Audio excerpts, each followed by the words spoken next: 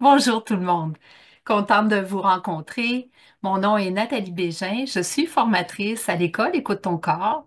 J'ai avec moi Laure qui est opératrice pour cet atelier. Alors Laure, si tu veux juste prendre la parole quelques instants, dire tes fonctions. Oui, merci beaucoup Nathalie. Je suis très contente d'être là et d'assister encore à une de tes belles conférences. Donc, je m'appelle Laure, je suis aujourd'hui là en tant qu'opératrice, ce qui veut dire que je gère ce qui concerne la plateforme Zoom. J'ai volontairement fermé tous vos micros parce qu'on va mettre la conférence sur la chaîne YouTube de l'école. Donc, si vous avez des questions à poser à Nathalie, écrivez-les dans le chat commun, je les prends en note, puis c'est moi qui les lui poserai à la fin de la conférence. Je vous souhaite un très beau moment et merci Nathalie. Merci beaucoup. Avec nous, donc, à l'École Écoute ton corps, nous avons des organisateurs européens. Et là, on a la chance d'avoir Sophie avec nous. Si tu veux te présenter, Sophie, puis parler un peu de ce qui s'en vient du côté de Nantes.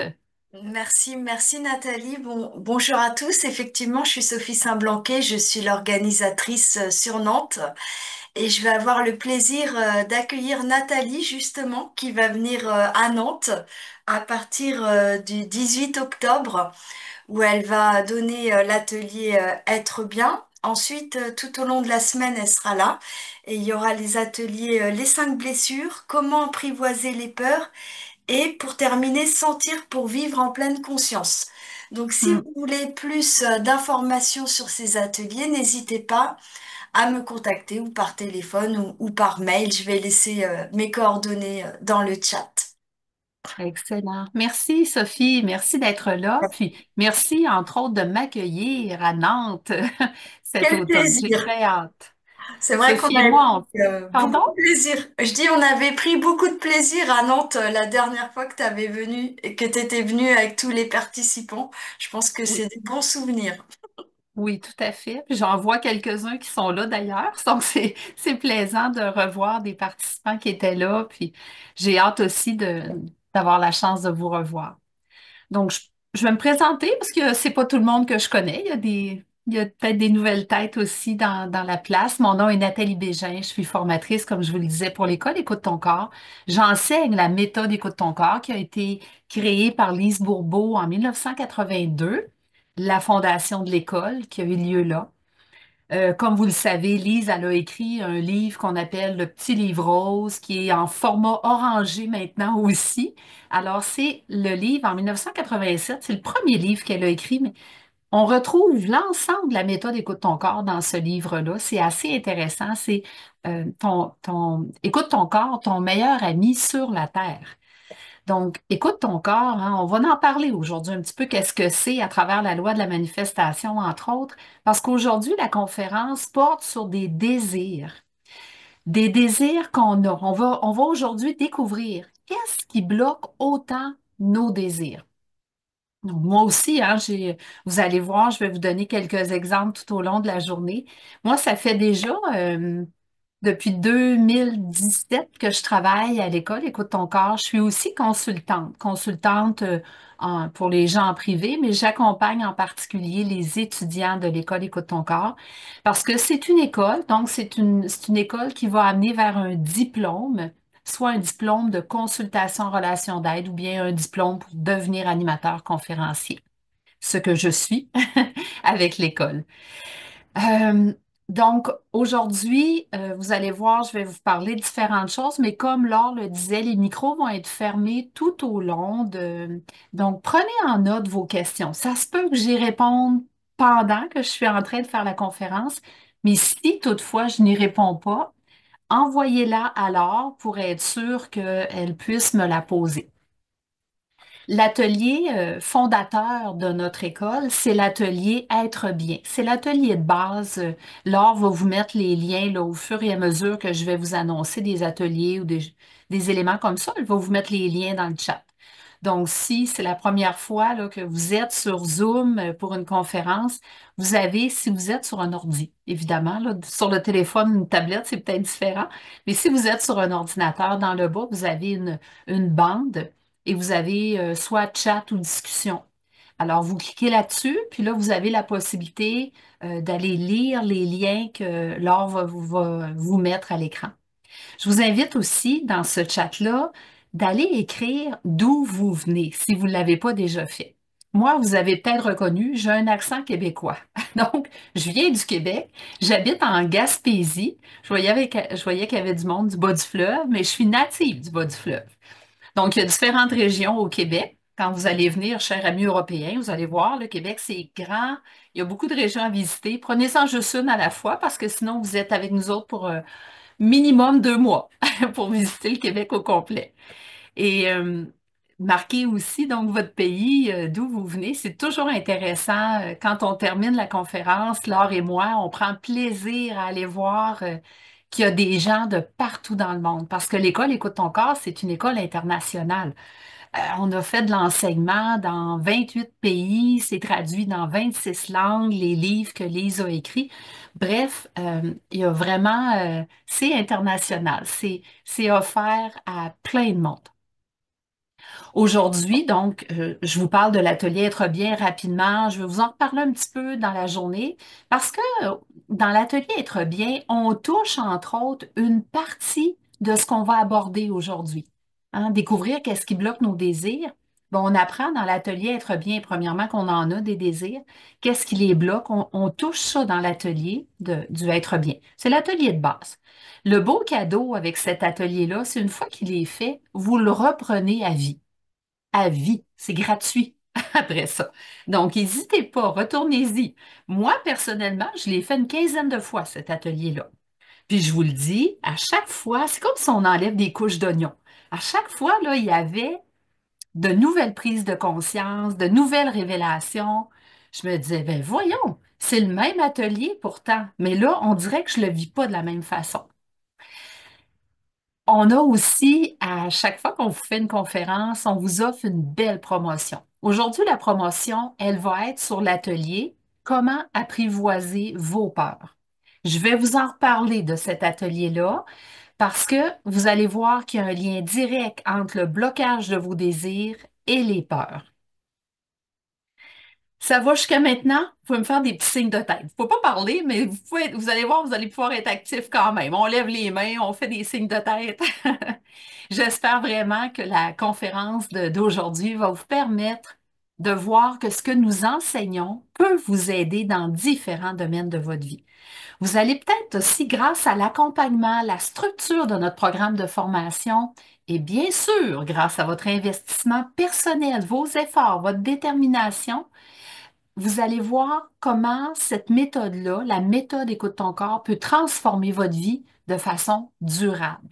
Vous savez, quand on était petit, on a appris différentes choses. Le slogan de notre école, c'est être bien, ça s'apprend. Imaginez donc. Être bien, ça s'apprend. Parce qu'on ne l'a pas tellement appris. On a appris toutes sortes de choses, dont vivre dans les peurs, mais vraiment être bien, là.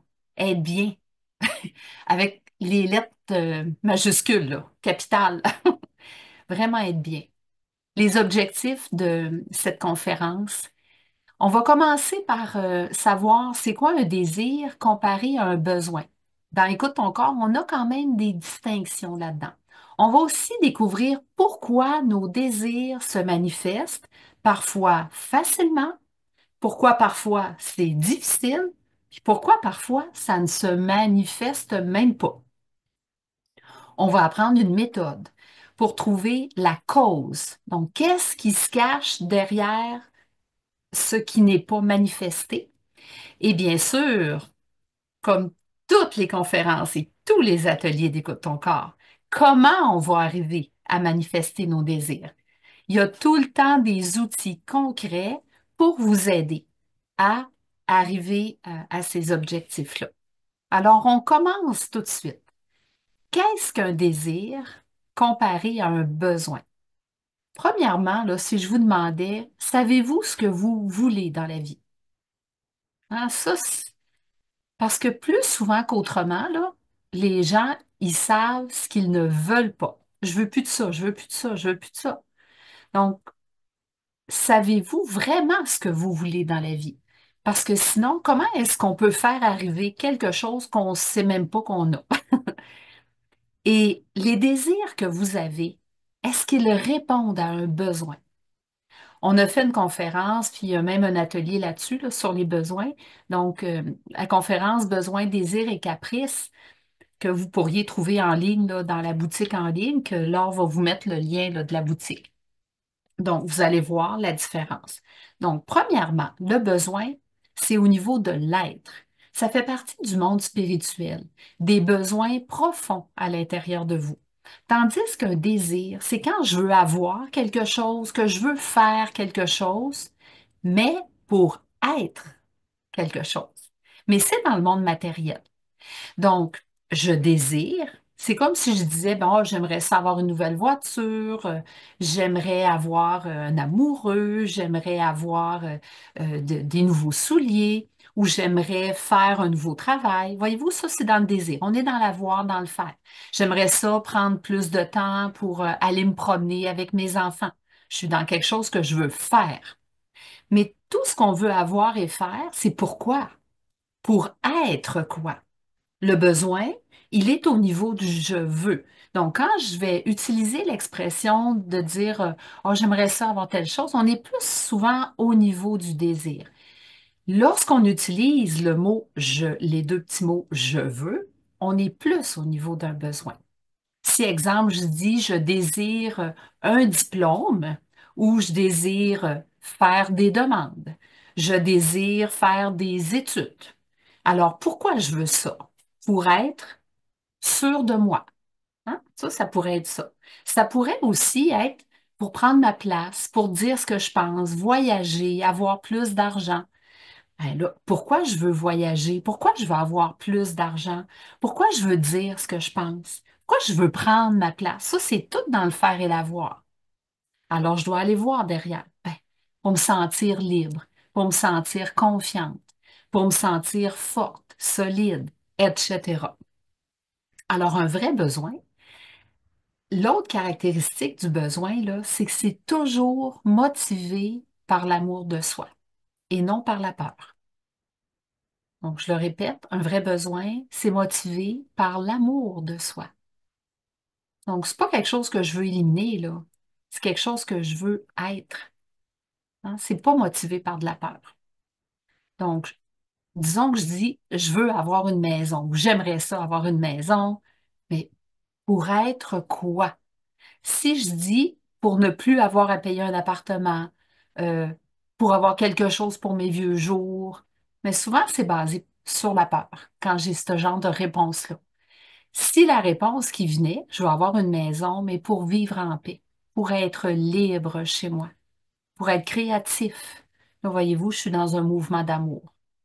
Même chose, si je dis je veux un conjoint, pour être quoi? Je dois toujours compléter avec cette question-là. Pour être quoi? Ça, c'est le but ultime pour être. Alors, si, exemple, je dis, je veux un conjoint, mais pour pas finir mes jours seuls ou pour m'aider financièrement. Voyez-vous, je suis basée dans de la peur, encore une fois.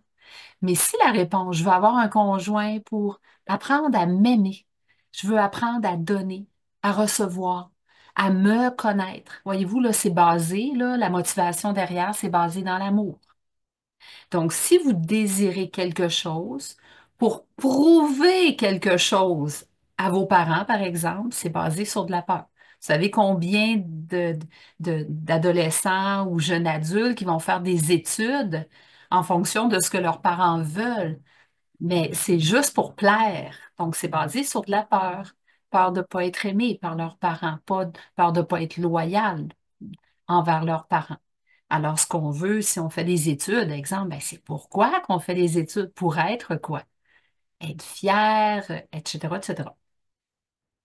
Donc, voilà pourquoi, parfois, nous voulons quelque chose, nous le faisons arriver, puis ensuite, on voit qu'on n'est pas bien. Souvent, quand on n'est pas bien de faire arriver quelque chose, c'est qu'on n'a pas pris le temps d'aller vérifier si ça répond à un besoin réel de notre âme. C'est pas mal de faire ça. C'est juste que c'est plus long avant d'arriver à ce que vous voulez vraiment. Si je fais exemple des études en médecine pour faire plaisir à mes parents, je vais faire les études en médecine. Ça se peut que j'aie un bon salaire, des bonnes conditions de vie. Est-ce que je vais être plus heureux pour autant? Est-ce que je vais être bien? Donc, si oui, tant mieux, c'est que ça répondait à un besoin de l'âme. Mais si je suis médecin, puis je suis triste, je trouve que la vie est lourde, je trouve ça dur de me lever le matin, hmm, peut-être que j'ai fait un choix basé sur de la peur. Et ce qui est intéressant, c'est que chaque besoin d'être, chaque fois qu'on désire, en fait, comme je le dis, ça doit être pour porter l'être à l'intérieur de soi. Ça doit nous aider à vivre en harmonie, vivre dans l'harmonie, dans l'autonomie et non dans de la dépendance. Désirer, ça doit aider notre besoin d'individualité. Et aussitôt qu'on veut quelque chose, les trois corps se mettent tout de suite au service. C'est vraiment nos trois corps, le corps mental, le corps émotionnel, le corps physique. On a trois corps dans le monde matériel. Donc ça, on appelle ça la loi de la manifestation. Je vais vous en parler un peu, mais je vous dis tout de suite, j'élabore pas énormément. Parce que ce qu'on veut trouver, notre objectif principal aujourd'hui, c'est découvrir qu'est-ce qui bloque nos désirs. Alors, dès que je désire quelque chose, ben, c'est pas compliqué. Mes trois corps se mettent en action. Mon corps mental, émotionnel, physique se mettent spontanément. C'est un état naturel que je porte en dedans de moi, ça. Manifester, qu'est-ce que ça veut dire? La loi de la manifestation. C'est rendre visible dans la matière ce qui vit comme intention à l'intérieur de soi, comme désir profond. C'est une capacité humaine réelle, un pouvoir créateur que nous portons tous. Ce pouvoir, il nous permet de reconnaître notre essence divine en action dans le monde. Comment ça fonctionne? Ben, pour que la loi agisse pleinement, elle demande une collaboration consciente de nos trois corps. Donc, mentalement, on pense, on visualise, on imagine notre désir comme déjà réalisé, pas comme à venir. Non, non, on l'imagine déjà réalisé. Alors, on planifie, on organise, on prépare le terrain mentalement. Et là, émotionnellement, on vérifie. Est-ce que je me sens bien avec ce désir-là que je vois déjà manifester, que je vois déjà réaliser? Est-ce que je suis prête à en vivre toutes les conséquences aussi? Parce qu'il y a des conséquences à tout. Et là, physiquement, si ça dit oui, ah oui, oui, je le veux, ce désir-là, vraiment, je me vois avec, puis là, ça te fait vivre du bonheur, de la joie, tu es prête à assumer les conséquences, alors là, tu passes à l'action. On agit physiquement. Donc là, c'est le corps physique qui entre en jeu. J'ai pas besoin que ça soit la bonne action parfaite. Hein, là, il y a des gens là, qui ont une tendance à pas passer à l'action parce qu'il faudrait que ce soit l'action parfaite. Non, non, non, non, non.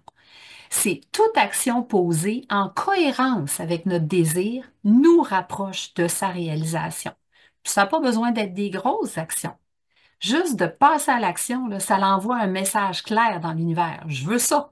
Commence à me l'amener. Mais attention, si le désir ne se manifeste pas, ce n'est pas la loi de la manifestation qui ne fonctionne pas.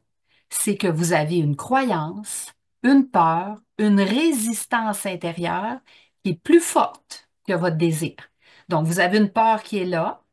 Hein, je lève ma main bien haut, là, la peur qui est là. Puis vous avez un désir qui est là. Une croyance, hein, une résistance qui est là, qui est plus forte que votre désir. C'est pour ça, c'est pourquoi c'est essentiel d'observer non seulement ce qu'on veut, mais ce qu'on ressent et ce qu'on croit aussi au fond de soi. Alors, pour manifester avec plus de fluidité, je vous invite à tout le temps garder en tête ce que je vais vous dire. Demandez-vous toujours, est-ce qu'un désir, le désir qui est là, est-ce qui m'aide à être quelqu'un de plus autonome, de plus aligné, de plus en paix, de plus heureux? Alors, vous pouvez ajouter, à chaque fois que vous faites des demandes hein, à l'univers, vous pouvez toujours ajouter la phrase suivante, c'est, exemple, je veux une telle maison. Puis là, je l'ai visualisée, je la sens, je commence à passer à l'action. Ajoutez toujours ou mieux encore. Ou mieux encore. pour que ce soit là, le mieux qui se manifeste dans ma vie pour le grand bien de toutes les personnes concernées, moi en commençant. Cette phrase-là, elle permet à votre plan mental de se relier à votre partie divine, ou mieux encore. Votre partie divine, elle, qui a confiance, qui sait et qui se laisse orchestrer, qui laisse orchestrer toutes les meilleures possibilités. Donc, je vous ai fait une petite parenthèse, la loi de la manifestation. Lorsqu'on fait l'atelier, comment apprivoiser les peurs, on ne fait pas juste entendre comment elle fonctionne, la loi, mais on l'expérimente dans l'atelier. Donc, si ça vous intéresse, l'atelier comment apprivoiser les peurs, là, vous avez la pratique avec un cahier d'exercice, avec un guide dans le cahier d'exercice pour la faire. Puis comme Sophie le disait, ben, cet atelier-là, ceux qui sont en présentiel, ben, on le donne à Nantes cet automne. Alors là, pourquoi? Hein, on va découvrir maintenant pourquoi nos désirs se manifestent parfois facilement, parfois très difficiles ou ils ne se manifestent pas. Je pense que là, vous commencez déjà à avoir des petits indicateurs. Hein, je vous ai parlé de peur, de croyance, de résistance. Vous voyez où je m'en vais. Alors, pourquoi on ne voit pas tous nos désirs se manifester? Parce que très souvent, un mot qui englobe tout ça, c'est l'ego. L'ego est plus fort que le je veux. C'est lui qui gagne. Donc, chaque désir bloqué, ça égale qu'une partie de toi est dirigée par tes croyances, par ton ego. Moi, ça, c'est une question que je me suis longtemps posée. Pourquoi est-ce que certains de mes désirs, parfois même les plus simples, semblaient bloqués? C'est une question que vous vous êtes posée, vous autres? Hein? Comment ça que ça marche pas avec tout ce que je fais, tout ce que j'ai comme connaissance? Alors, comme si les désirs que j'avais n'étaient pas permis. Alors que d'autres désirs que j'avais, ça se manifestait presque naturellement sans effort. Puis un jour, j'ai compris quelque chose de fondamental en faisant les ateliers d'Écoute ton corps, c'est que nos désirs ne se manifestent pas toujours parce que notre ego est plus fort que mon je veux. C'est l'ego qui mène la danse, bien souvent. Alors, à chaque fois qu'un désir reste bloqué, il faut se demander, quelle partie de moi est en train de décider à ma place? Puis souvent, la réponse, c'est une croyance, une peur, une croyance que j'ai tenue pour vraie, parfois depuis très longtemps, puis qui a pris le dessus. Une des croyances je ne sais pas en Europe, mais au Québec, on avait une croyance très populaire dans les années 50, puis ça l'a perpétué dans les générations, c'est on est né pour un petit pain. Nous sommes nés pour un petit pain.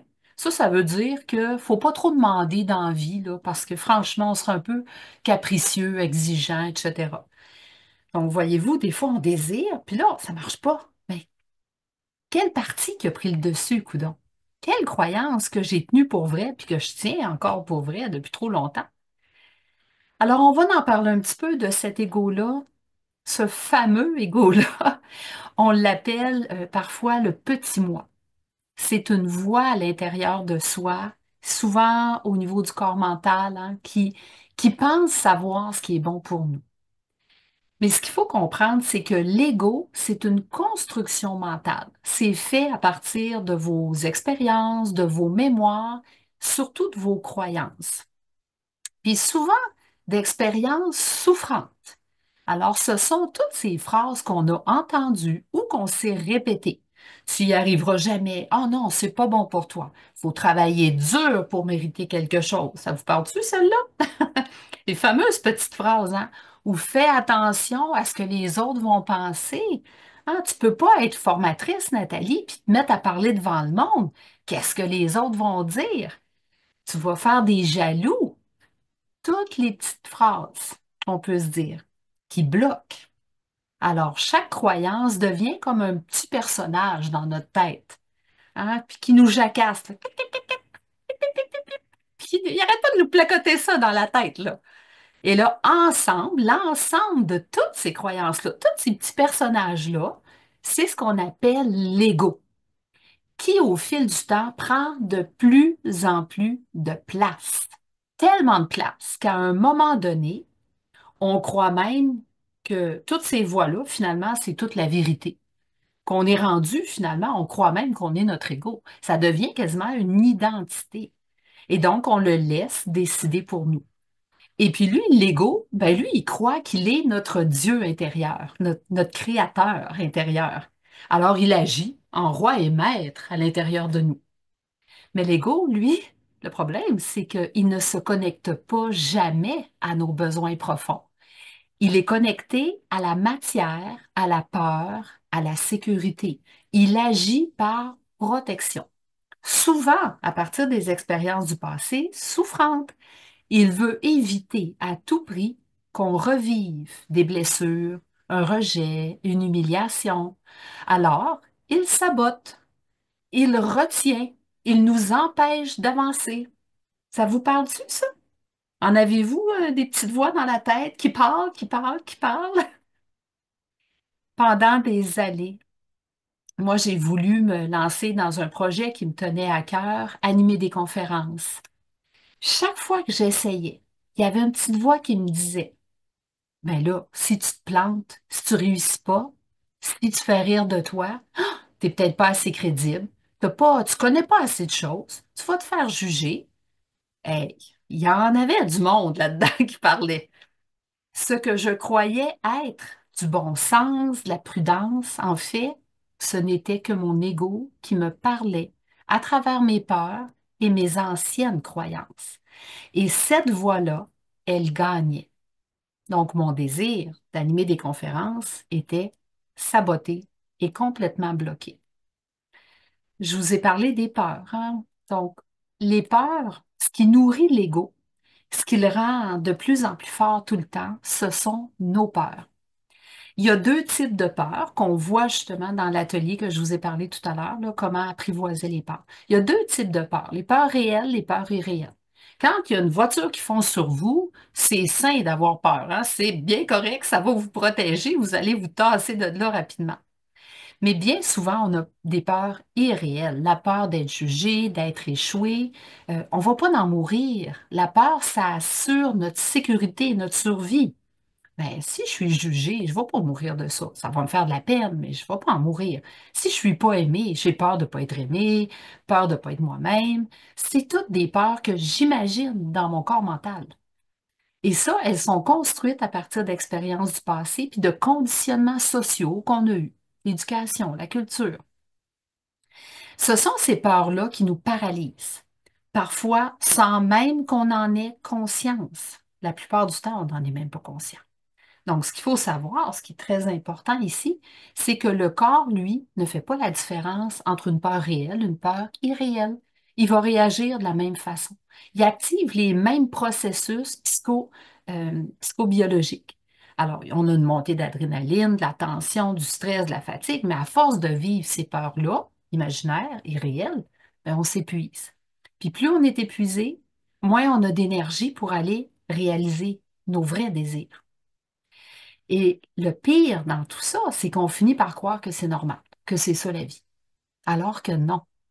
Ce sont nos croyances et nos peurs non reconnues, non conscientisées, qui vont créer tout l'enfermement dans lequel je me mets moi-même.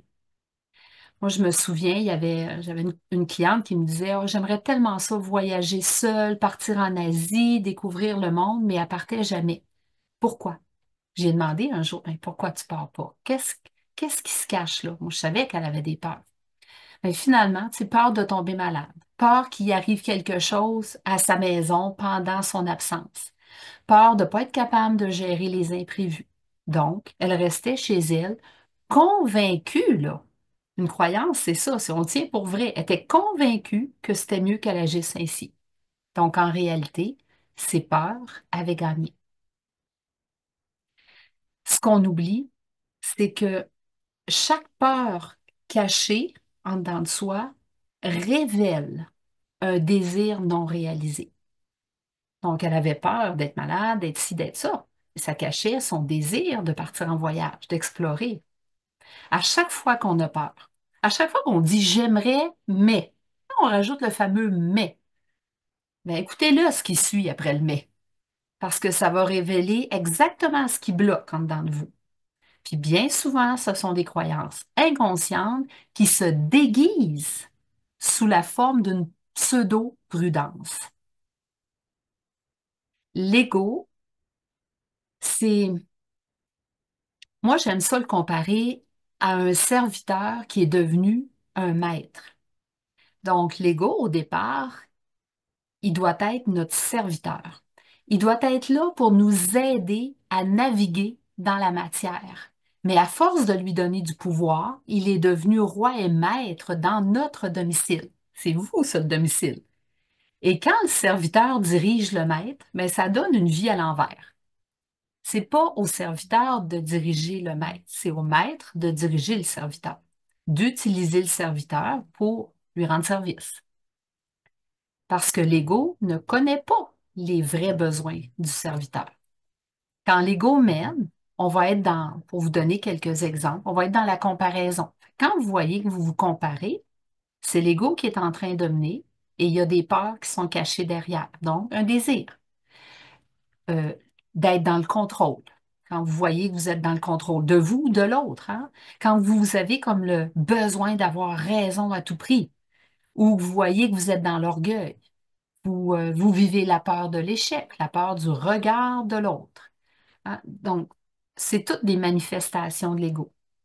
À chaque fois, on n'est plus aligné avec notre véritable identité. On n'est pas en train d'écouter nos vrais désirs puis nos vrais besoins. Et c'est là que se joue quelque chose d'essentiel, parce que nos besoins réels, les besoins d'être, ne peuvent pas émerger tant que l'ego fait trop de bruit à l'intérieur de soi. Quand il prend toute la place, il nous fait douter, il nous divise intérieurement, il nous fait hésiter, il nous fait procrastiner. Et là, on passe à côté de ce que notre âme veut réellement vivre. Donc, si aujourd'hui tu ressens un blocage dans ta vie, un désir qui ne se manifeste pas, un projet qui n'avance pas, une envie qui te semble inaccessible, demande-toi, est-ce que c'est vraiment moi qui est en train de décider ou est-ce que j'ai laissé une peur, une croyance, l'ego, décider pour moi? Parce qu'au fond, ce n'est pas, euh, ce n'est pas ce que tu veux, hein. Ce que tu veux, c'est un désir. Mais il y a quelque chose en toi qui croit que tu ne peux pas. Et ces choses-là, ben, c'est l'ego.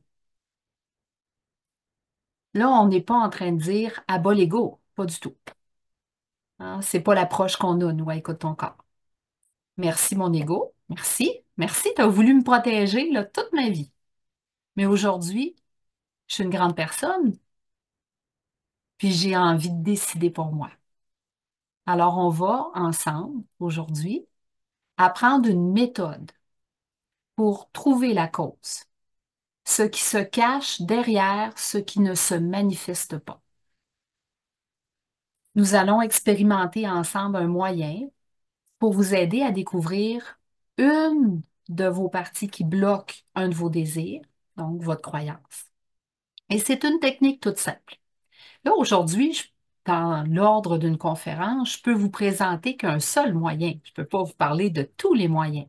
Mais dans l'atelier sur les peurs, il y en a plein de moyens pour justement euh, découvrir qu'est-ce qui se cache derrière, qu'est-ce qui nous empêche de manifester. S'il y a de la résistance, que vous avez de la difficulté, souvenez-vous, premièrement, que c'est toujours l'ego euh, qui ne veut pas perdre sa place. Donc, je vous donne un exemple. Une dame qui voulait un conjoint depuis 5 ans. Elle était seule depuis une dizaine d'années. Elle voulait un conjoint pour partager avec quelqu'un, apprendre à être vrai dans une relation. Mais ça ne se manifestait pas, ça ne fonctionnait pas. Donc, on est allé creuser. On est allé voir de quoi tu as peur si tu as un conjoint. Bien, la plus grande peur qui était là, c'était sa peur de perdre sa liberté. Elle avait une croyance que si elle est en couple, si elle est mariée, elle aura des comptes à rendre. Donc, voyez-vous, Le désir était là, mais la peur et la croyance étaient plus fortes. Donc, le conjoint, il se manifestait pas. Il y a une femme qui était veuve, puis elle voulait vendre sa maison depuis 2 ans.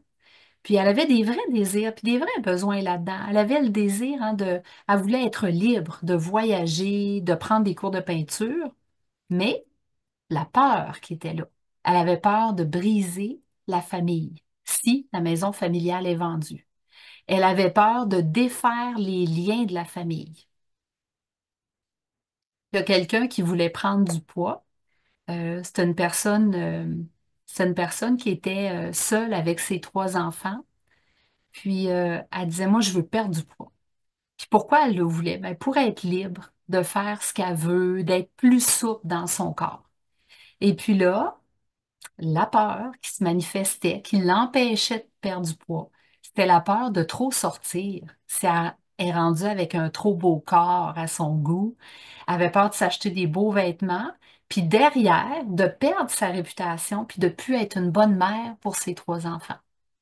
C'est subtil, là, toutes ces peurs-là, mais on a besoin d'en devenir conscient. Il y a quelqu'un qui voulait avoir un surplus d'argent pour être libre de voyager, faire plein d'ateliers. Mais la peur, encore une fois, je vous donne juste des exemples, hein, parce qu'après ça, c'est vous qui allez travailler là.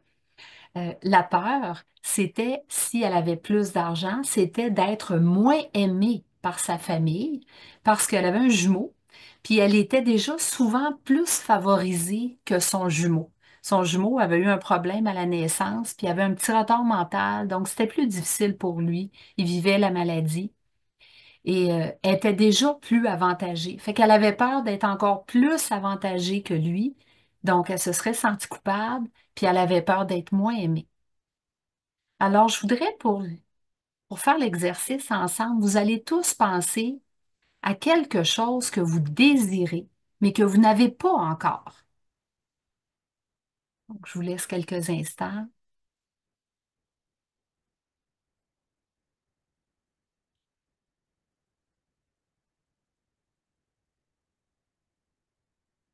Si ça vous tente, vous pouvez même écrire dans le chat ce que vous désirez, mais que vous n'arrivez pas à obtenir ou à avoir ou à faire.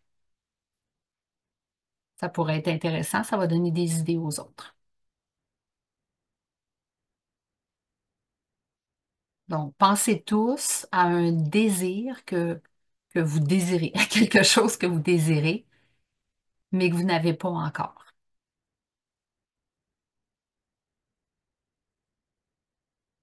Acheter une maison, la clientèle, écrire des cours, être autonome financièrement, partir dans le sud, un compagnon pour la vie, Hmm. Écrire un livre. Vous avez des beaux désirs, puis vous y avez droit à ces désirs-là. Ces désirs-là, maintenant, vous allez vous écrire, fermez les yeux en dedans de vous, puis allez voir, là, présentement, si j'avais ce désir-là manifesté dans ma vie, ça m'aiderait à être quoi? Qu'est-ce que ça me permettrait d'être?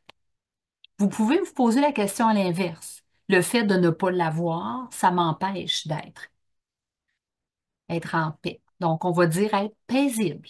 Hein? Être paisible. On va chercher un qualificatif ici.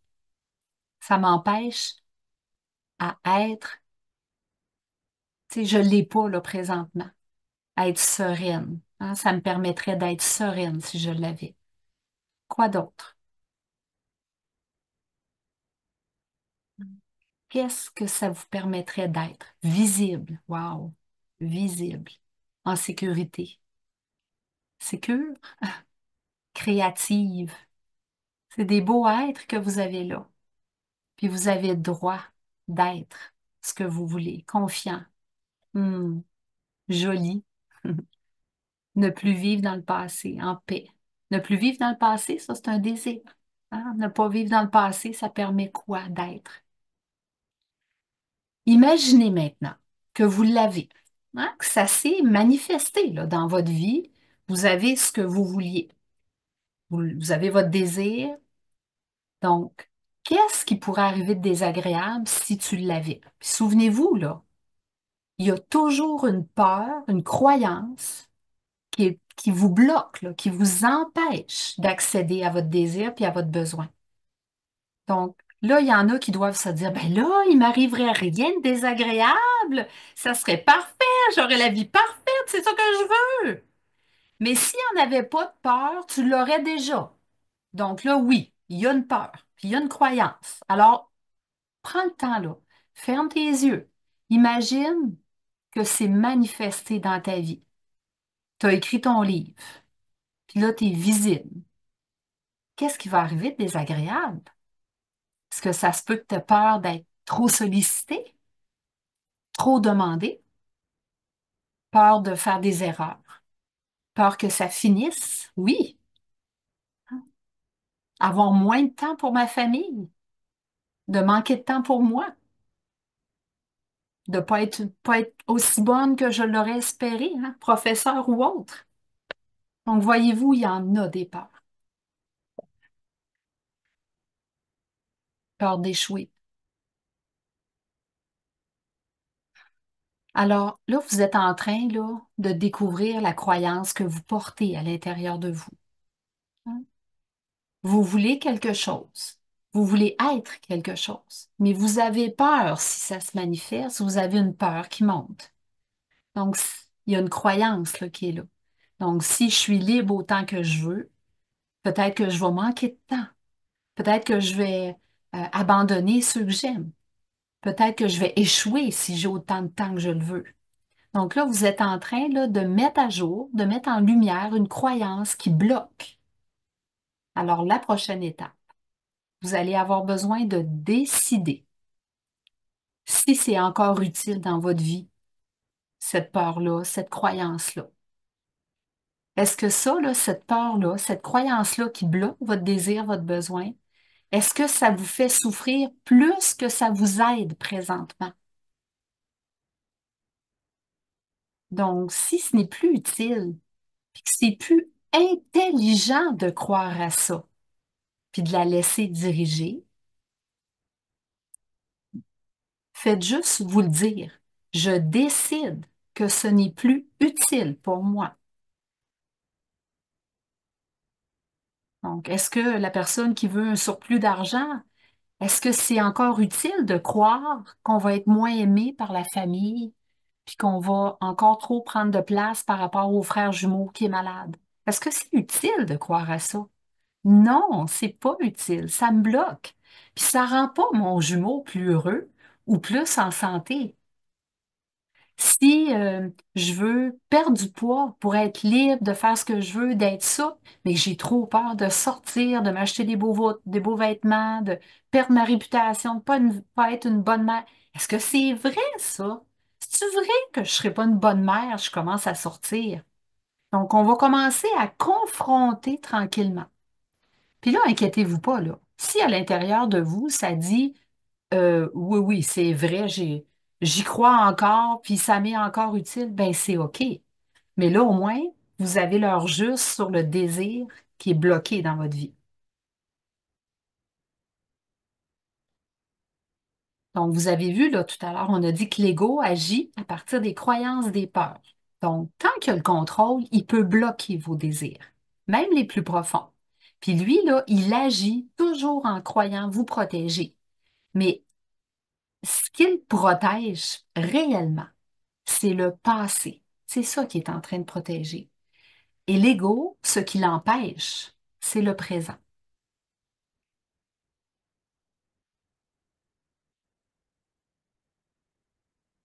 Alors, voyez-vous, la personne qui est célibataire depuis 10 ans, puis qu'elle aimerait ça rencontrer un partenaire amoureux, hein, elle se dit, ben, j'ai envie d'avoir un homme dans ma vie pour partager, évoluer ensemble, apprendre à être vrai.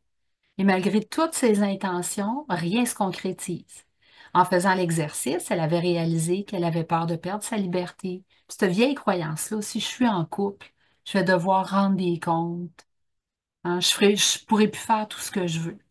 Cette croyance-là, elle a agi en sourdine, en arrière-plan.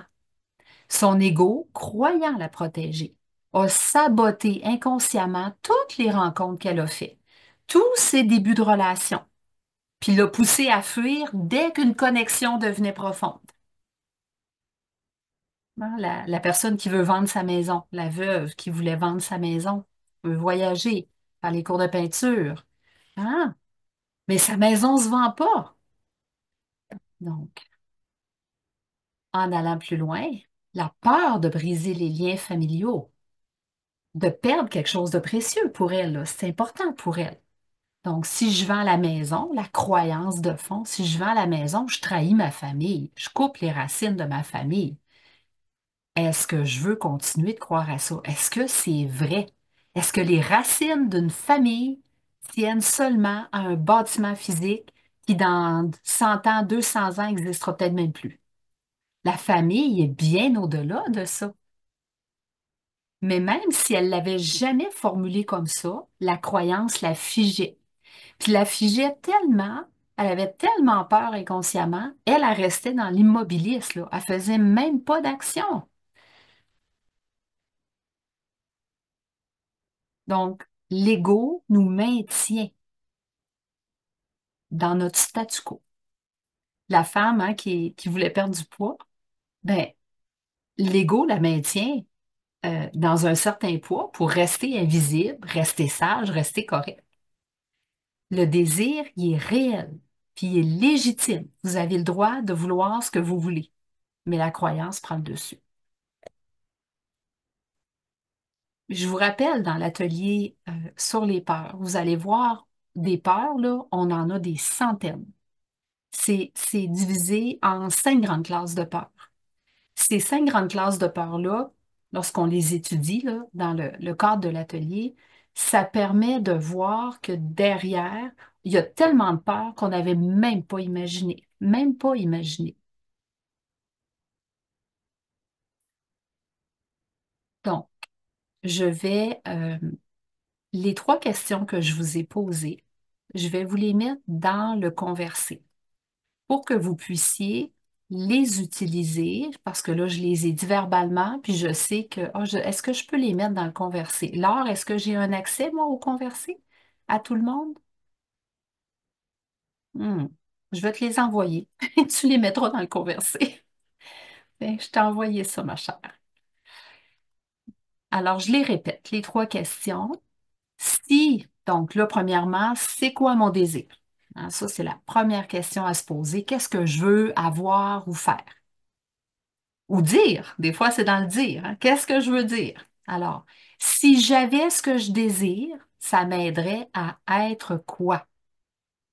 Est-ce que ça m'aiderait à être plus libre, plus sereine, plus vivant, plus moi-même, etc. Et qu'est-ce que ce désir non réalisé m'empêche de vivre aujourd'hui? Qu'est-ce que je vis pas là aujourd'hui? Quelle expérience, quelle version de moi là, qui est bloquée à cause de ce désir-là qui se manifeste pas? Et qu'est-ce qui pourrait arriver de désagréable si j'obtenais enfin ce que je veux? Puis là, soyez sincère. Même si la réponse vous surprend, même si vous vous dites, mais non, c'est ridicule de croire ça. Et ce n'est pas ridicule. C'est juste un message de l'ego qui cherche encore à vous protéger. C'est une croyance. Elle demande juste à être vue, cette croyance-là. On a besoin d'en prendre conscience. Puis vous savez, ce que vous êtes en train de faire là, dans l'exercice, juste prendre conscience de la peur, puis de la croyance, puis même du désir. Des fois, on ne sait même pas ce qu'on veut. Juste en prendre conscience, c'est déjà se libérer. Puis peut-être qu'en répondant à ces questions, il y a une image, un souvenir, une émotion peut-être qui va monter. Laissez-la venir. Prendre conscience, c'est déjà se libérer. Donc, vous venez de mettre en lumière une croyance qui vous bloquait. Maintenant que cette croyance-là, elle est consciente, vous avez un choix. Vous avez une décision à prendre. Est-ce que cette croyance-là, elle est encore utile dans ma vie ou est-ce qu'elle me fait plus de mal que de bien? C'est important de se la poser, cette question-là, parce qu'une croyance, ce n'est pas un fait, ce n'est qu'un point de vue souvent formé dans l'enfance, puis à travers souvent les peurs des autres, à part ça, les miennes, celles des autres. Et si elle me fait souffrir plus qu'elle ne m'aide, alors c'est pas intelligent de la laisser diriger ma vie. Et ça, ce n'est que le début. Dans la suite de la conférence, on va voir là, comment transformer ces croyances-là. Je vais vous donner quelques clés de transformation de ces croyances-là. Comment reprendre la maîtrise de sa vie petit à petit sur ce que l'on crée dans sa vie. Parce que là, je crée une non-manifestation de certains de mes désirs.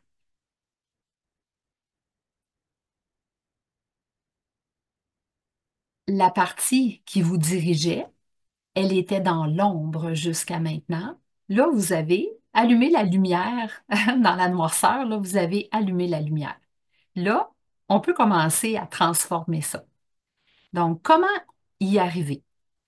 Comment transformer les blocages puis reprendre la maîtrise de notre vie? Donc là, vous avez mis en lumière ce qui bloque, une croyance, une peur, des fois c'est une vieille loyauté, hein, quand on veut être médecin parce que maman, papa voulaient qu'on soit médecin, des fois c'est juste la loyauté. Donc, on entre dans la dernière étape de notre exploration.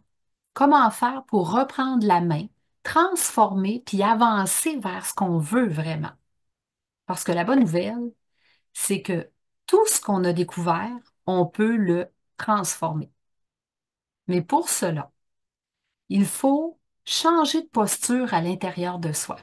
La première des choses, c'est arrêter de combattre, puis plutôt commencer à écouter, à reconnaître, puis à choisir consciemment. Alors, euh, donc, vous vous êtes demandé, hein, à quoi répond mon désir? Ça me permettrait d'être quelque chose. Quand on désire quelque chose, on peut parfois désirer quelque chose pour éviter quelque chose. Donc là, on a un désir qui est basé sur la peur. Donc, exemple, je désire avoir un emploi pour ne pas dépendre de quelqu'un, je désire avoir une maison pour ne plus être contrôlé. Donc, c'est un désir, mais qui est motivé par la peur. Puis ça, l'univers le ressent. Donc, on va vous envoyer l'élément de votre peur. Euh, il peut y avoir aussi, euh, quand, disons, vous avez, pour vous aider, là, si, exemple, vous avez des malaises, des maladies, bien, souvent, c'est le signe qu'il y a une peur qui est activée à l'intérieur de vous, puis que vous avez des désirs non manifestés, des besoins non manifestés. Parfois, c'est une sensation de vide à l'intérieur de soi. Ça aussi, c'est un indicateur. Euh, Quand vous vivez de la frustration, ça aussi, c'est un signe, là. C'est un signal qu'il y a une peur qui est active, puis qu'il y a un besoin qui est ignoré. Alors, une des choses à faire pour commencer, on ne va pas libérer une peur en la niant. C'est impossible. On ne se libère pas de l'ego en le détestant.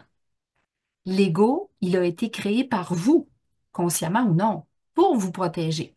Et il a voulu bien faire, comme le serviteur. Mais il a pris trop de place. Vous y avez laissé les commandes. Alors, pour que la croyance émerge, ben, lorsque la croyance émerge, comme là, vous venez de trouver une croyance en dedans de vous, vous venez de découvrir une part, donc une partie de votre ego là, qui vient d'émerger, ben, prenez le temps de la remercier. Merci d'avoir voulu m'aider. Voyez-vous, hein, on ne veut pas éliminer, là. On ne veut pas effacer, on ne veut pas l'oublier, on veut le remercier.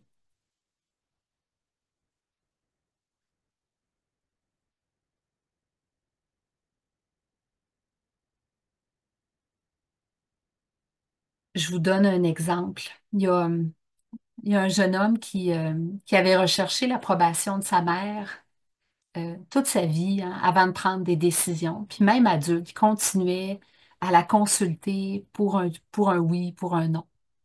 Un jour, il a compris qu'il peut choisir par lui-même. Mais s'il rejette brutalement ce besoin-là d'approbation, il va rester en conflit intérieur. C'est juste quand il va reconnaître que la loyauté qu'il avait venait simplement d'un besoin d'amour, de sécurité, puis qu'il va remercier cette partie-là en lui. Merci cette partie-là qui avait besoin de sécurité. Merci, merci la loyauté qui cachait mon besoin. Ben là, il va vraiment pouvoir passer à autre chose puis commencer à prendre des décisions par lui-même sans culpabilité. Là, vous venez de trouver une croyance pour la plupart, puis peut-être que d'autres n'ont pas nécessairement trouvé la croyance tout de suite. Ce n'est pas grave. Parfois, ça prend un petit peu de patience. Ce n'est pas un échec. C'est simplement l'ego qui résiste parce qu'il croit encore qu'il vous protège. Il ne veut pas perdre son rôle. Parfois, la vraie croyance se cache derrière une autre croyance, hein. Des fois, il y a comme les plures d'oignon, là. On a quelques croyances. Donc, si c'est pas clair maintenant, restez curieux, mais ne soyez pas pressés. Ça va venir. Juste le fait d'avoir le désir de trouver nos croyances, c'en est un, c'est un désir. Ben, vous êtes en train d'envoyer un message à l'univers. L'autre chose à faire, puis ça, c'est une étape qui est assez puissante dans le processus, c'est se donner la permission de désirer. Se donner la permission de désirer. Souvenez-vous, on a des petites phrases dans notre tête. Hein? Quand on n'ose pas vraiment désirer, là, on peut se dire, ah, je devrais me contenter de ce que j'ai. Je peux pas trop en demander. Et si je me trompais en désirant, si c'était pas la bonne chose? Hein, ça, c'est les petites phrases. Donc, donnez-vous la permission. Souvenez-vous que le désir, c'est seulement un moyen. C'est une passerelle. C'est un pont pour aller vers votre vrai besoin. Votre vrai besoin, c'est ça qui est précieux. Donc, vous pouvez désirer à peu près tout ce que vous voulez, en autant que vous alliez plus loin avec votre besoin. Hein, je veux avoir ma propre maison. Pourquoi? C'est quoi le pont qui m'amène à mon désir, à mon besoin? Pour être libre, pour vivre en paix, pour être créatif. Peut-être que la maison n'arrive pas, parce que c'est peut-être pas le bon moyen. Mais votre vrai besoin, c'est la liberté, la paix, la créativité.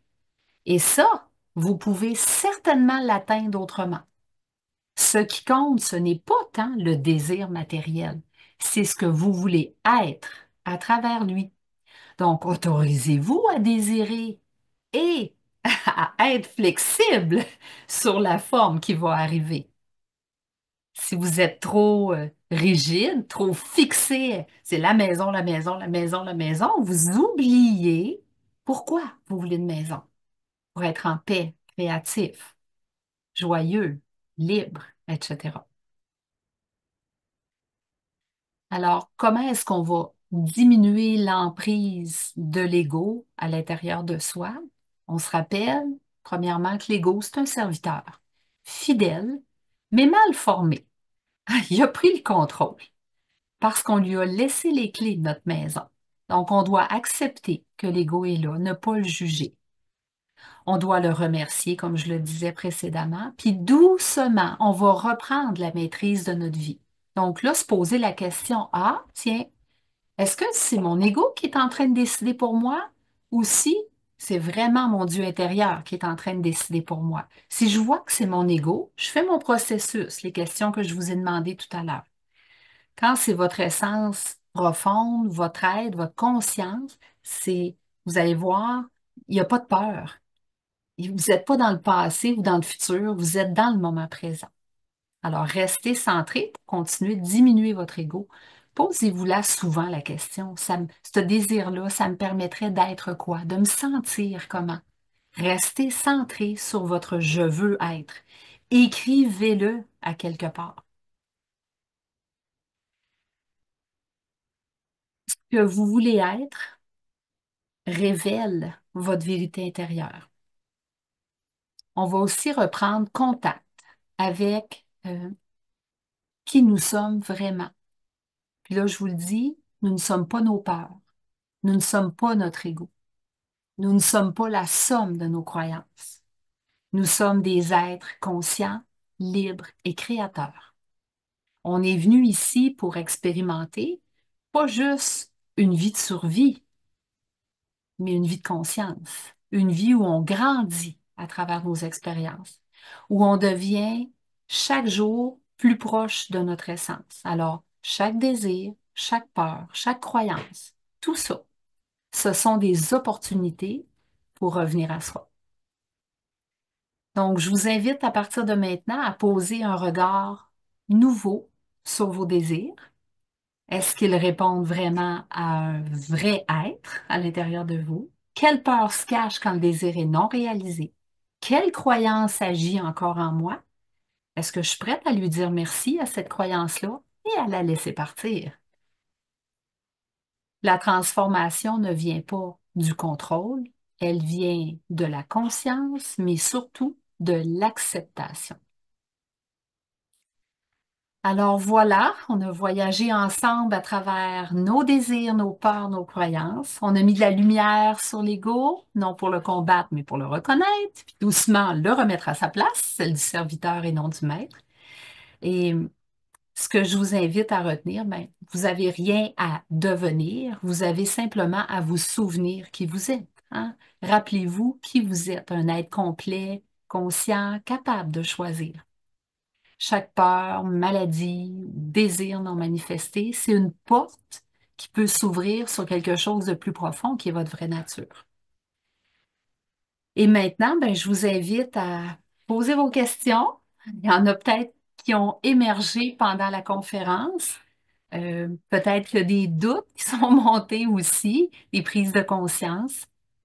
Moi, c'est sûr que je peux juste répondre aux questions. On ne peut pas entreprendre une belle grande conversation, même si j'adorerais ça. Euh, alors, la parole est à vous. Laure, je suis à ton écoute pour me poser les questions. Merci Nathalie. La seule chose que j'ai à dire pour l'instant, c'est qu'on a beau être diplômé, ça fait tellement du bien de réécouter tout ça, parce que Hmm. on C'est l'oublie vrai. parfois trop souvent. Ok, Et de merci pour ce l'enseigner. rappel. Et de l'enseigner aussi. Ça a beaucoup aidé les trois questions que tu nous as permis de revoir. On en a eu une, par contre, au début de la conférence. Tu as parlé de les questions qu'on peut se poser face à un désir. Tu nous as parlé de est-ce que ça me permet d'être autonome? Est-ce que ça permet de répondre aux besoins d'individualité? Est-ce que tu peux juste repartir sur cette question? Les questions qu'on peut se poser pour trouver notre désir. Oui. Ben, en fait, c'était des exemples, hein, dès qu'on a un désir, on doit se demander, ça va me permettre d'être quoi ou de me sentir comment. Chaque fois que j'ai un désir. Parce que désirer pour désirer, c'est bien beau, mais ça finit par être vide. Hein, je peux avoir le plus beau char de l'année, la plus grande maison, etc. Mais si ça nourrit pas mon besoin d'être, ça, dans quelques années, je vais être tannée d'avoir ça. Donc, ça répond c'est vraiment quand ça répond à des besoins profonds. Besoin d'être libre, besoin d'être vrai, de développer l'individualité. C'est vraiment dans cet ordre-là que je l'apportais tout à l'heure. J'espère que j'ai Ah, répondu. oui, c'est ça. Quand on a parlé de l'ego, les peurs, les croyances, on a une personne qui se demandait est-ce qu'il faut lister toute la liste des peurs et des croyances parce qu'il y en a parfois plusieurs qui peuvent monter ou est-ce que c'est la première qui vient, qui est la plus importante, puis celle sur laquelle on devrait peut-être travailler davantage? Listez tout. Parce que tout ce que vous allez noter, vous allez ensuite pouvoir travailler sur ces peurs-là, vous poser les mêmes questions que je vous ai posées tout à l'heure. Plus on est capable de mettre en lumière les peurs euh, irréelles, hein, on s'entend, c'est toutes des peurs irréelles, cette affaire-là, là. Et toutes les croyances qu'on porte qui nous empêchent d'avancer vers ce qu'on veut, ben, plus on est capable d'en découvrir, mieux c'est. Mieux c'est. On fait 2 jours d'atelier là-dessus, là, pour en découvrir, en découvrir, en découvrir. Parce que c'est comme ça qu'on peut s'en libérer. On a une autre question, Nathalie, face aux croyances. Là, on Mm. a vu par rapport à l'exemple que tu nous as permis l'exercice que tu nous as permis de faire, qu'on a tous des croyances puis des peurs. Mais quand il s'agit de croyances qui sont héritées au niveau familial, est-ce que c'est plus difficile de s'en libérer? Parfois, oui. Ça dépend. Vous savez, là, je pense, tu sais, comme nous, dans ma famille, là, la fameuse croyance, on est né pour un petit pain. C'est une croyance que j'ai portée longtemps, mais ça, c'était répété, là, dans la culture québécoise, c'était répété depuis je sais pas combien d'années. C'était répété dans tous les foyers québécois. On est né pour un petit pain. On est né pour un petit pain. Tu sais, à force de programmer cette croyance-là, c'était vraiment un automatisme. Quand je vous dis, on a des petites voix dans notre tête. Donc, oui, on dirait que c'est comme, il y a des croyances que la racine est plus profonde. Mais qu'elle soit dans la famille ou qu'elle soit dans la culture, dans votre éducation, quand la racine est plus profonde, c'est sûr qu'il y a beaucoup de couches de peur dans ces croyances-là. Donc, tranquillement, on les détricote, comme on détricote un chandail. Hein, on met de la lumière une après l'autre, une après l'autre, une après l'autre. On a vu aussi, grâce à toi, que bah, souvent c'est inconscient. Est-ce que, est-ce que parfois c'est tellement inconscient qu'on n'arrive même pas à mettre le doigt dessus, de trouver de quoi est-ce qu'on pourrait avoir peur, puis quelle serait la croyance derrière tout ça? Ben oui, au début même, c'est assez, ça peut être un peu plus ardu. À ce moment-là, ben, prenez un autre désir que vous voyez qui ne se manifeste pas. Puis demandez-vous, ben, si je l'avais, tu sais, c'est vraiment ça, là. Si c'est manifesté dans ma vie, c'est ça qui va nous aider parce que si ça demeure juste hypothétique, juste comme un fantasme de l'imaginaire, c'est pas aussi confrontant que quand on l'a vraiment dans notre vie. La personne qui voulait avoir le conjoint hein, depuis 5 ans, là, elle était plus en couple, ça faisait longtemps, 10 ans, puis qu'elle voulait un conjoint, puis ça se manifestait pas. Ça restait comme une hypothétique. Elle n'arrivait pas même à le visualiser. Je vous ai parlé tantôt de la loi de la manifestation. Elle n'arrivait même pas à voir que c'était manifesté dans sa vie. C'était quand j'essayais de lui demander, ben, essaye d'imaginer, là, il va ressembler à quoi, ta, ta, ta. Elle ne voyait pas tellement c'était fort. Donc, si tu n'arrives même pas à visualiser, ça peut être, tu sais, à voir que c'est manifesté concrètement à l'intérieur de toi, dans ton imaginaire. C'est dur de dire, je vais avoir peur de quoi. Tu fais juste le fantasmer, ah, ça va être merveilleux, ça va être beau. Donc là, c'est plus dur de trouver les peurs. Est-ce que j'ai été claire? Oui, Oui. moi je trouve que c'était OK. clair. Je pense que oui. On a parlé aussi beaucoup que l'ego se base sur toutes nos expériences passées. Mais quand on a des peurs pour le futur, par exemple quelqu'un qui voudrait s'acheter une maison mais qui a peur de ne pas avoir les finances, puis de perdre son emploi, tu sais, quand Ouais. les peurs sont projetées vers le futur, est-ce qu'il y a des choses différentes à faire? C'est la même chose. En fait, l'ego est toujours basé dans le passé, puis il fait des projections, des anticipations catastrophiques du futur. Il n'est jamais dans le moment présent. Donc, la peur, elle est dans le passé et dans le futur, mais c'est la même démarche qu'on va utiliser. Et s'il y a des peurs dans le futur, c'est qu'il y a un pont à aller faire avec des peurs du passé, c'est sûr et certain. Mais c'est pas important. L'important, c'est de voir c'est quoi la peur, que ce soit dans le passé ou dans le futur. Si c'est bloqué, mon désir, que ça ne se manifeste pas, c'est parce qu'il y a une peur. J'ai fait le tour pour le moment des questions qui ont été posées. On a juste quelqu'un qui dit donc si j'ai bien compris, euh, en fait tout ce qui m'empêche d'obtenir ce que je veux, c'est mes peurs qui sont cachées dans mon ego. Donc c'est mon ego qui sabote tout C'est ça. ça. C'est ça. C'est qu'on a vous savez, quand on est un enfant, puis il y a cette création-là de l'ego qui arrive, c'est basé sur des mémoires, des expériences qui ont été souffrantes, mais quand on est un enfant, on ne sait pas là, comment gérer, on n'est pas des adultes comme aujourd'hui, on n'a pas les moyens euh, pour se protéger comme on l'a aujourd'hui. Donc, on va créer certains mécanismes à l'intérieur de soi pour nous protéger. Le problème, c'est que l'ego, là, il croit qu'on a encore 1 an, 2 ans, 3 ans, 4 ans, 5 ans. Il ne sait pas qu'on est rendu grand. Donc, on a besoin de l'informer de temps en temps pour dire, oh, merci, merci beaucoup de vouloir m'aider, mais là, je suis rendue une grande personne. Puis c'est là aussi, hein, quand on fait la loi de la manifestation, on va, on va penser, on va visualiser quelque chose, exemple une maison qu'on désire, puis là, on va aller la sentir en dedans de soi, comment on est bien avec cette maison-là, et est-ce qu'on est prêt dans ce sentiment-là? Est-ce que je sens que je suis prêt à assumer les conséquences d'avoir cette maison-là? Parce que quand on était enfant, on ne pouvait pas assumer les conséquences, on était trop petit. Mais là, aujourd'hui, comme l'ego croit qu'on est encore un enfant, pour nous protéger des conséquences désagréables qui pourraient arriver, ben là, il nous fait avoir peur. Donc, non, non, non, tu peux pas avoir une maison, tu y arriveras pas financièrement, ça marchera pas là. Puis tu pourras pas assumer la conséquence de pas arriver financièrement. C'est l'ego, là, qui nous dit ça. Danger, alerte, alerte, alerte. J'ai fait le tour des questions, d'autres qui viennent de tomber, J'espère que ça n'a pas trop fait mal, des questions qui tombent. qui tombent dans le chat. Euh, Je une me personne trouve très qui, drôle, moi, des fois. Vas-y.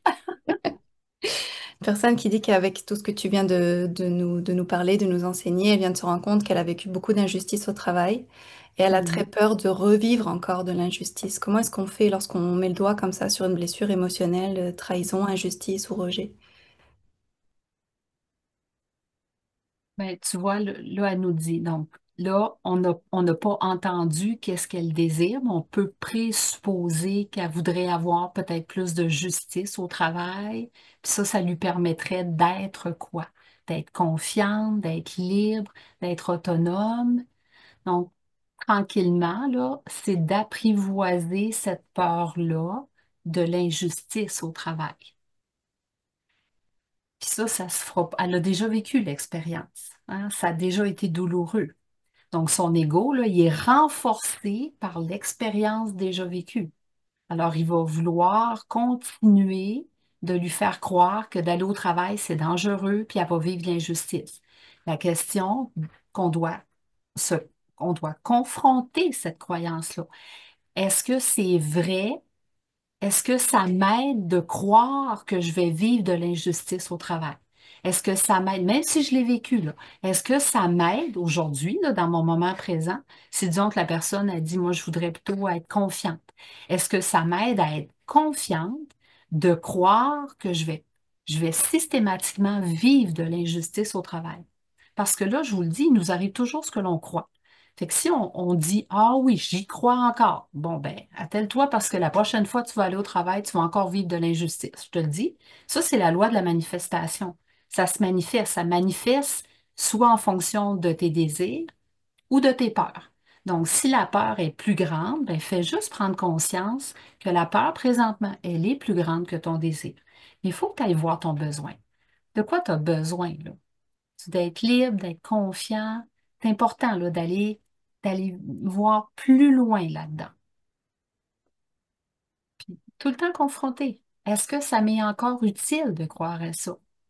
Puis si je vis des injustices au travail, là, si ça arrivait encore, étant donné la personne que j'ai, l'expérience que j'ai eue précédemment, est-ce que je serais capable d'assumer les conséquences, puis peut-être de commencer à gérer les choses différemment?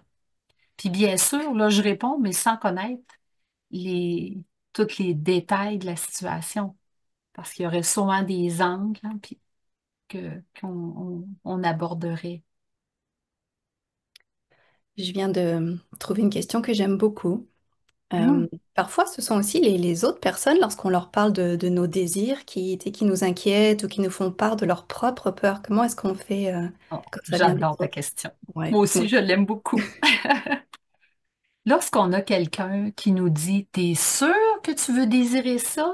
Oh, mon Dieu, mais t'as pas peur de? Ah, ça arrive quand on partage nos désirs avec d'autres personnes, ce qu'on veut dans la vie. Ben, souvenez-vous que l'extérieur est un reflet de notre intérieur. Donc, l'autre dit à voix haute ce que l'on croit déjà à l'intérieur de soi, mais qu'on n'en est pas conscient. C'est tout. La personne avec la maison nous parlait de ce que ça lui permettrait d'avoir et de faire. Donc, merci d'avoir précisé. Je viens de Ah, préciser le chat, ça lui permettrait d'être confiante. confiante. Euh, j'ai fait le tour, je pense, de toutes les questions. Si j'en ai oublié quelques-unes, vous pouvez les reposer, mais globalement, je pense que j'ai fait le tour de tout. Hmm. Puis, il y a beaucoup de... Merci Nathalie, c'était très intéressant. Merci beaucoup. Je pense que l'exercice que tu nous as Oui. fait faire nous permet aussi de repartir avec quelque chose de concret de cette conférence. Merci tout le monde pour vos questions. C'est toujours très précieux, hein, les questions, non seulement pour vous, mais pour les autres, puis même pour moi, parce qu'on est rarement seul à vivre ce qu'on vit. Avant de conclure, je voudrais prendre un petit moment pour vous parler de l'atelier qu'Écoute ton corps va offrir prochainement, qui est lié directement, puis j'ai une promotion pour vous avec cet atelier-là. C'est l'atelier Comment apprivoiser les peurs. Parce que là, on a vu que les peurs de l'ego, hein, c'est souvent le verrou invisible entre nous et ce qu'on désire vraiment. Ça nous freine, nous limite, nous fige, même lorsqu'on a des rêves qui sont clairs, des intentions sincères. Ah, merci Laure, c'est gentil. Alors, vu qu'on a reconnu certaines de nos peurs pendant la conférence, si vous sentez que ça bloque, que vous tournez en rond, que vous avez de la difficulté à passer à l'action malgré vos désirs, cet atelier-là, comment apprivoiser les peurs, ça va vous aider à transformer ça en profondeur. Dans l'atelier, il a été conçu pour vous aider à comprendre comment vos peurs sont créées et entretenues. Vous allez découvrir les 5 grandes classes de peurs que je vous ai parlé tout à l'heure. Vous allez identifier des croyances précises qui les nourrissent. Vous allez faire le lien entre vos désirs bloqués et les peurs inconscientes et vous allez apprendre comment les traverser concrètement avec douceur, mais aussi avec structure. Je vous le dis tout de suite, c'est un atelier qui est puissant, qui est très concret et qui donne des outils durables pour reprendre le pouvoir sur sa vie. On fait une offre spéciale valable jusqu'au 6 juin. Vous avez 48 heures pour ceux qui veulent en profiter. Vous profitez d'un 50 ou 50 € de réduction sur l'atelier Comment apprivoiser vos peurs. Le code promotionnel peur en majuscule 50 et on a des dates et lieux. Donc 15-16 juillet en ligne, vous avez à Laval, ceux qui sont dans la région de Laval au Québec. 11-12 octobre. 23-24 Nantes, c'est moi qui est là avec Sophie qu'on a vu tout à l'heure. 25-26 en ligne. Donc là, d'ici la fin de l'année, vous avez 4 possibilités de suivre cet atelier. Si vous avez envie d'aller plus loin, de faire un vrai pas vers vous-même, ben cet atelier-là, c'est une magnifique continuité de ce qu'on a vu ensemble aujourd'hui. Puis moi, ben, si vous êtes là à Nantes, je peux vous garantir que je vais vous y accompagner avec beaucoup de présence, de clarté, de respect de votre rythme aussi. Puis tous les formateurs qui vont le donner, parce qu'on est une équipe de formateurs, vont faire la même chose. Ils vont vous accompagner de la même façon. Merci encore pour votre belle énergie. Euh, puis n'oubliez jamais, hein, quoi que vous choisissiez pour la suite, n'oubliez pas que vous êtes déjà en chemin. Merci, Sophie, d'avoir été parmi nous, Sophie Saint-Blanquet, organisatrice pour Nantes. Merci, Laure aussi. Puis merci, Écoute ton corps, de nous permettre d'avoir ces belles conférences-là. Je vous souhaite une belle fin de journée, tout le monde. Au revoir. À bientôt. Bye bye.